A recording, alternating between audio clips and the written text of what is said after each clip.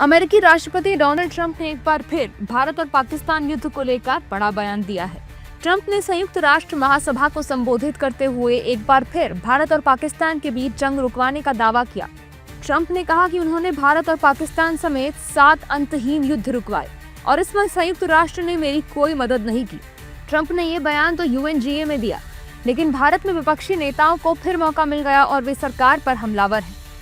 हर सप्ताह कुछ न कुछ उनके वक्तव्य आते हैं जो कि एक देश की जो नीतियां हैं, चाहे आर्थिक नीति हो या वैदेशिक नीति हो, उसका एक महत्व होता है।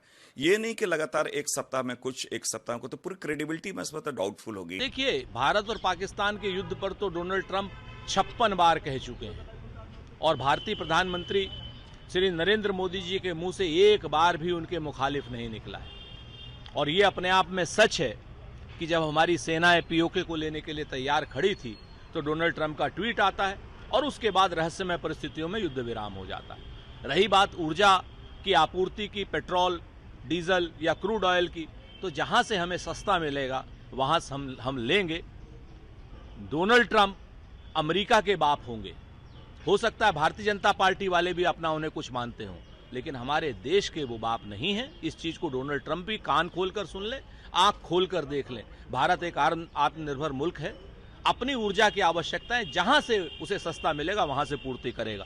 जो आपको करना हो कर लीजिए। जबकि एनडीए नेता ट्रंप के बयान का खंडन कर पीएम मोदी के बयान की याद दिला रहे हैं। श्री ट्रंप 1 दर्जन बार कह चुके हैं कि भारत पाक युद्ध को उनके प्रयासों से रुकवाया गया।